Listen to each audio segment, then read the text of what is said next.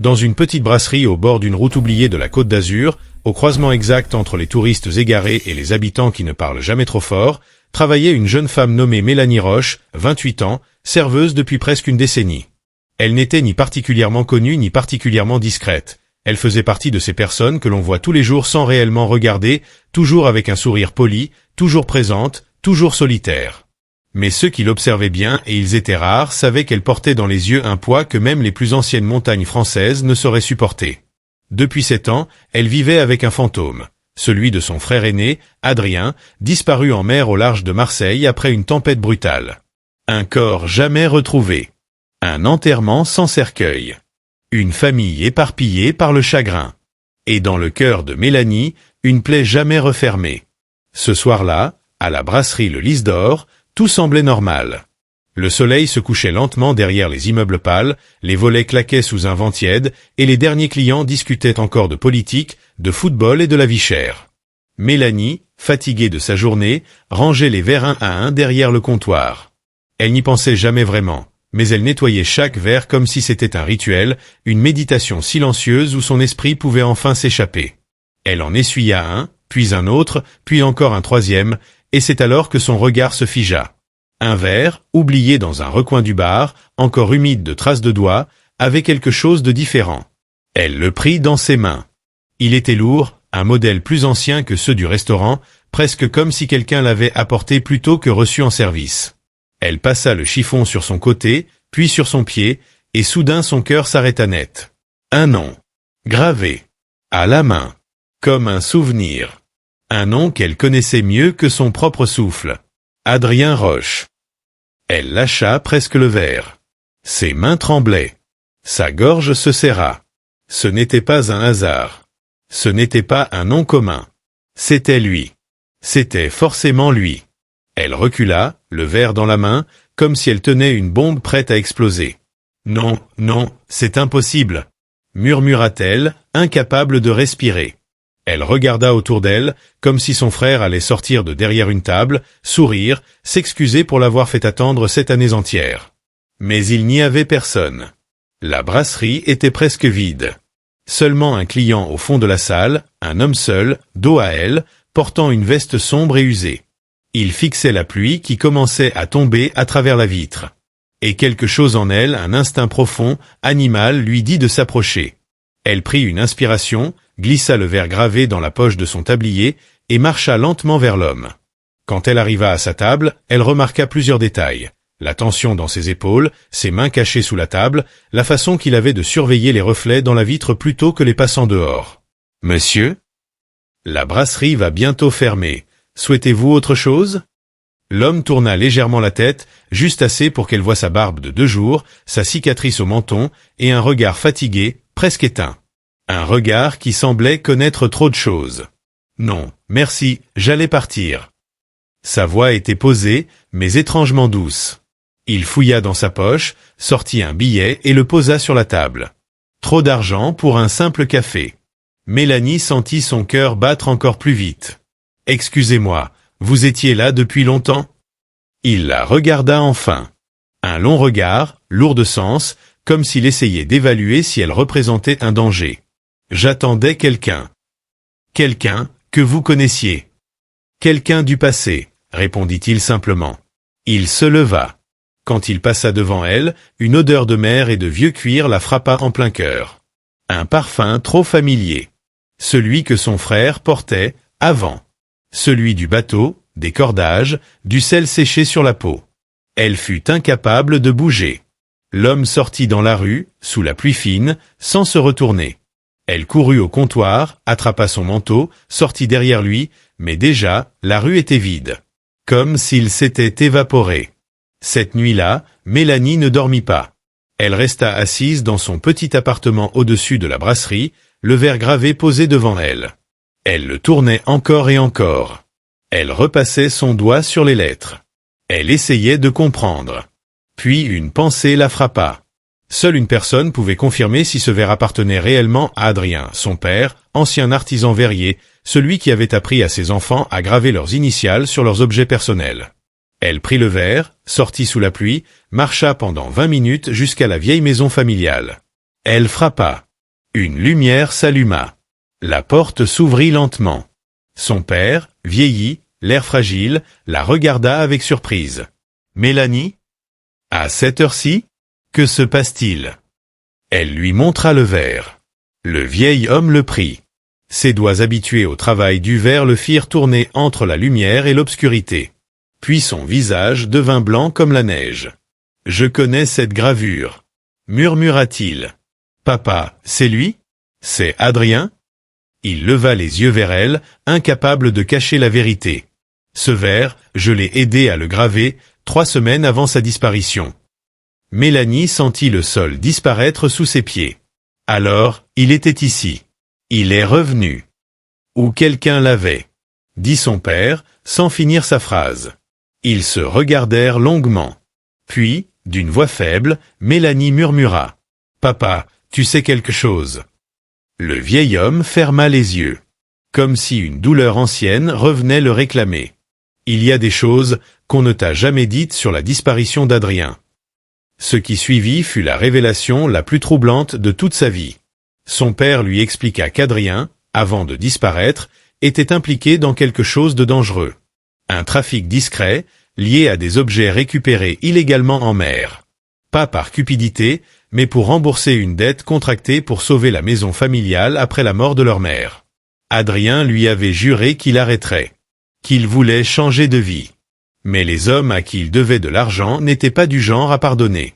Le soir de sa disparition, Adrien n'avait pas été victime d'une simple tempête. Il avait été poursuivi. Et peut-être capturé. Ou peut-être avait-il réussi à s'échapper, en disparaissant volontairement. « Je n'en ai jamais parlé, pour te protéger », avoua son père, la voix brisée. Mélanie ne savait plus quoi penser. Sa tête tournait. Son frère pouvait être mort, ou vivant, ou quelque part entre les deux. Mais alors papa, si quelqu'un a apporté ce verre à la brasserie, c'est que quelqu'un veut que je sache. Le vieil homme hocha la tête.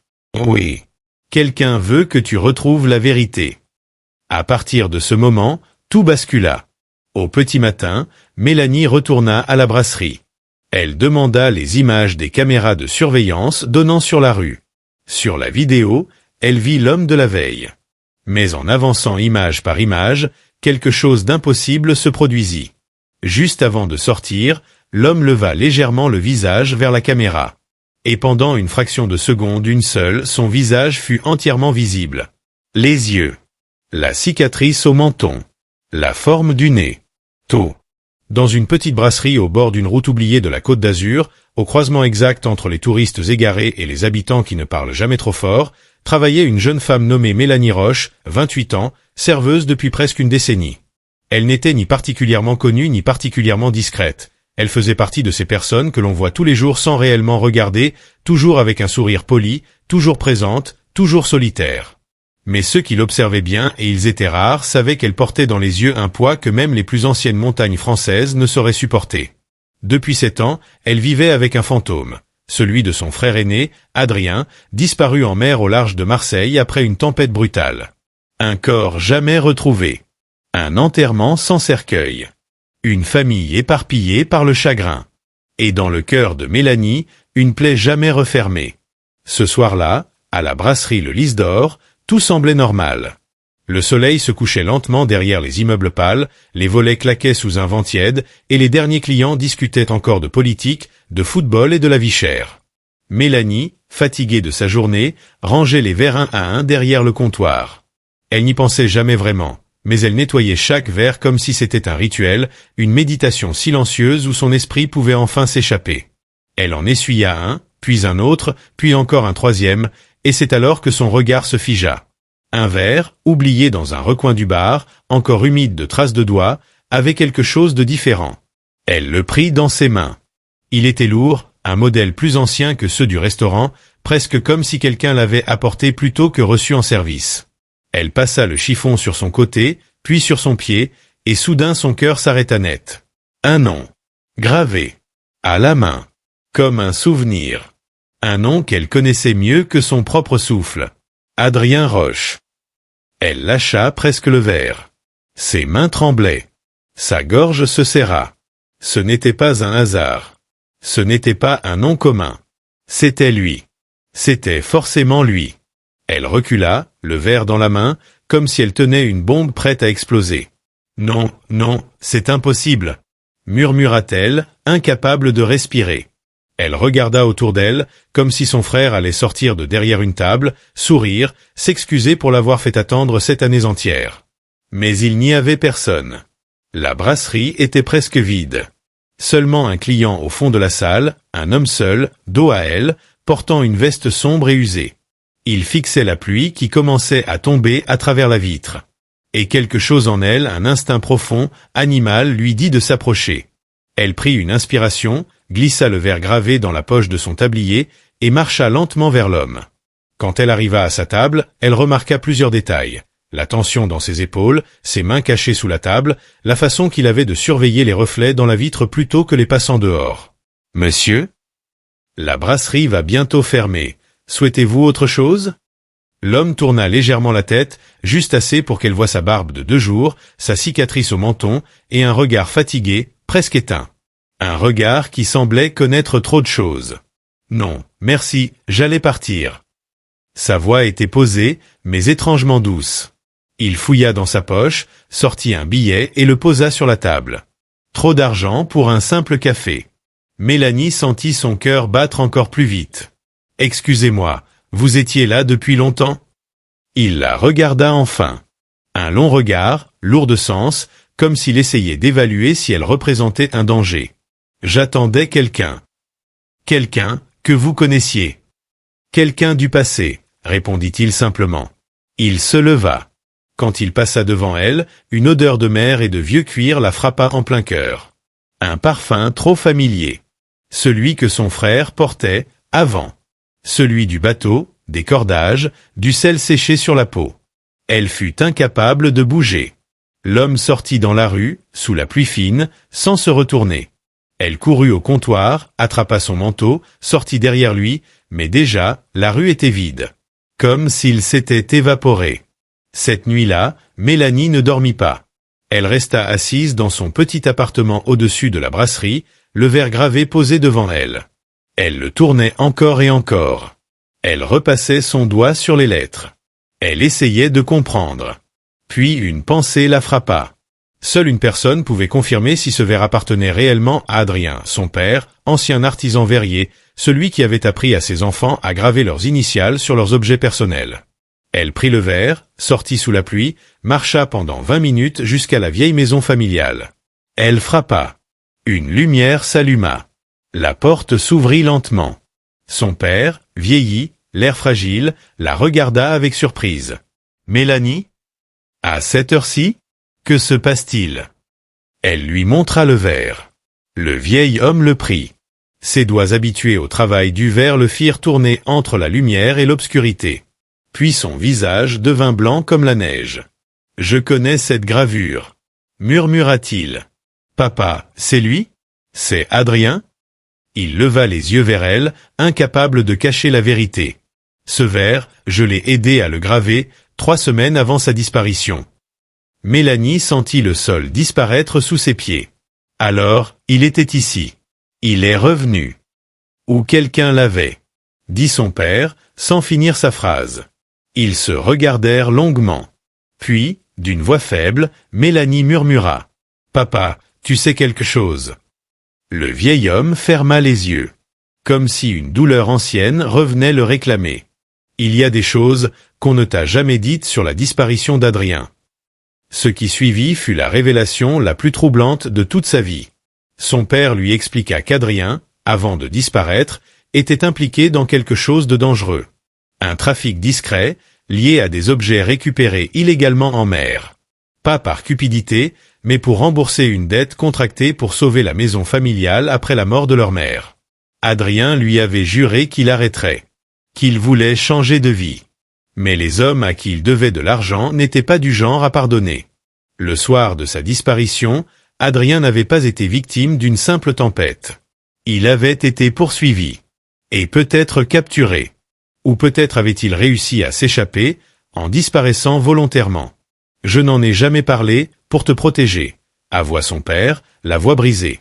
Mélanie ne savait plus quoi penser. Sa tête tournait. Son frère pouvait être mort, ou vivant, ou quelque part entre les deux. Mais alors papa, si quelqu'un a apporté ce verre à la brasserie, c'est que quelqu'un veut que je sache. Le vieil homme hocha la tête. Oui. Quelqu'un veut que tu retrouves la vérité. À partir de ce moment, tout bascula. Au petit matin, Mélanie retourna à la brasserie. Elle demanda les images des caméras de surveillance donnant sur la rue. Sur la vidéo, elle vit l'homme de la veille. Mais en avançant image par image, quelque chose d'impossible se produisit. Juste avant de sortir, l'homme leva légèrement le visage vers la caméra. Et pendant une fraction de seconde une seule, son visage fut entièrement visible. Les yeux. La cicatrice au menton.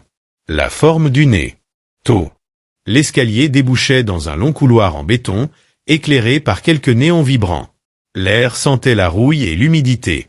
L'homme referma la plaque derrière eux. Où sommes-nous? Une vieille galerie d'entretien du port. Personne ne l'utilise plus depuis des années. Et plus important, eux ne savent pas qu'elle existe. Ils marchèrent rapidement dans le tunnel. Le sol résonnait sous leurs pas. Mélanie observait l'homme, essayant de comprendre s'il disait la vérité. Son visage était dur, mais pas hostile. Ses yeux étaient fatigués, comme ceux de quelqu'un qui avait trop vu. Et surtout, il semblait vraiment vouloir la protéger. « Vous n'avez toujours pas dit votre nom », dit-elle, essoufflée. Il hésita une seconde. « Gabriel. »« Et vous travailliez avec Adrien ? Avant qu'il disparaisse ?» Gabriel hocha la tête lentement. « Oui. Nous faisions partie du même groupe. Une enquête. Très sensible. Trop sensible. Votre frère a tenté de partir quand les choses ont dégénéré. Ils ont essayé de l'abattre. » Le sang de Mélanie se glaça. « Qui? Il ?» Gabriel ralentit sa marche. Le tunnel semblait se rétrécir autour d'eux. Une organisation qui n'existe pas sur le papier. Qui infiltre, qui achète, qui efface. Et quand quelqu'un veut partir, ils font disparaître la personne. Votre frère était meilleur que nous tous. Et c'est pour ça qu'ils le veulent mort. Une larme silencieuse coula sur la joue de Mélanie. Elle n'avait jamais imaginé que son frère, timide, discret, réservé, avait vécu un enfer pareil. Pourquoi il ne m'a jamais rien dit? Gabriel soupira. Parce qu'il voulait vous protéger. Vous étiez la seule chose qu'il pouvait utiliser contre lui. Le cœur de Mélanie se serra si fort qu'elle en eut mal physiquement. Adrien. Toujours lui. Toujours en train de la protéger, même dans l'ombre. Le tunnel déboucha sur une petite salle technique abandonnée.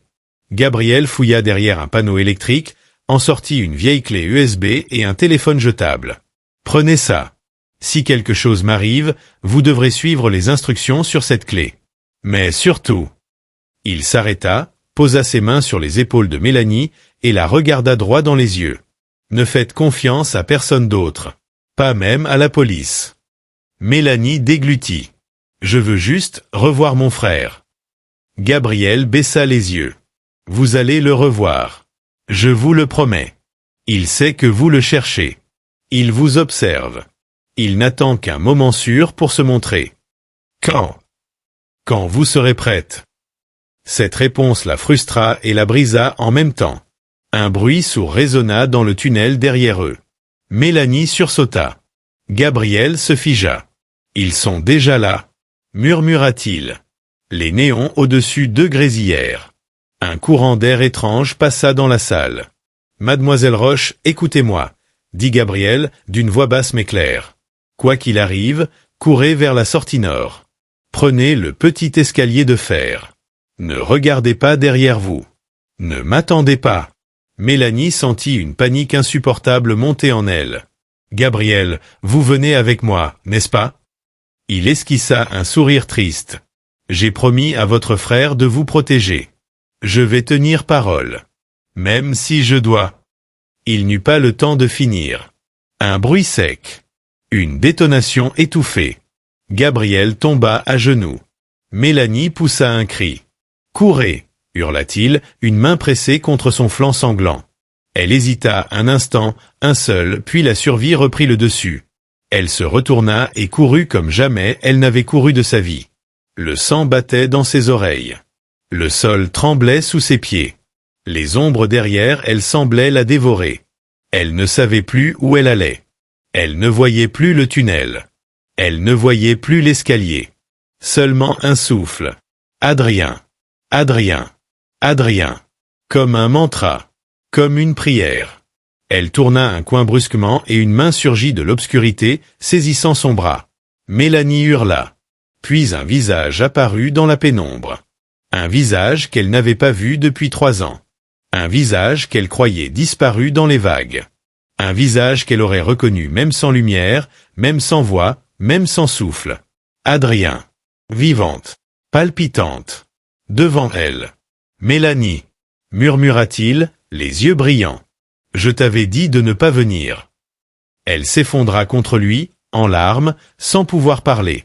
Son frère la serra fort. Trop fort. Comme un homme qui avait failli mourir 1000 fois. Ils sont là. Souffla-t-il. Et maintenant ils ne nous laisseront plus jamais tranquilles. Derrière eux, des pas rapides résonnaient dans le tunnel. Adrien releva la tête, son regard devenu tranchant, déterminé. Viens. On n'a plus le choix. Il attrapa la main de Mélanie. Et ils s'enfoncèrent ensemble dans les ombres du sous-sol du port tandis que la chasse recommençait.